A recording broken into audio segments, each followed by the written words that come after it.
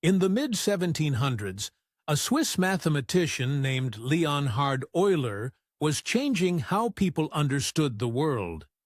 He wasn't just a genius at numbers, he had a deep curiosity about nature, especially how fluids like water and air move.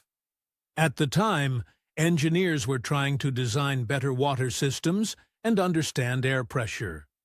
But something was missing: a clear mathematical description of how fluids behave when they flow through pipes, rivers, or even the sky. In 1757, Euler published a groundbreaking paper that introduced what we now call the continuity equation. He proposed that in a steady, incompressible flow, what goes in must come out. If a pipe narrows, the fluid speeds up. If it widens, the fluid slows down. This was one of the first formal mathematical descriptions of conservation of mass in fluid dynamics.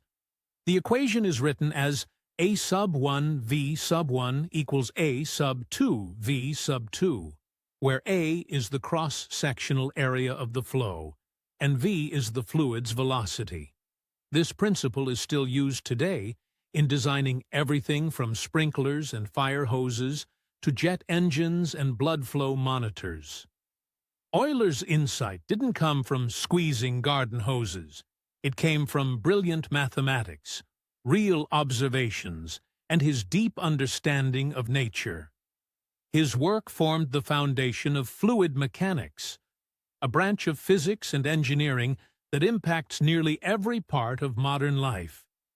So, while you may notice water speeding up from a narrow faucet or hose, the real hero behind that understanding is Leonhard Euler, a mathematician whose equations still help engineers keep water flowing, planes flying, and hearts pumping, almost 300 years later.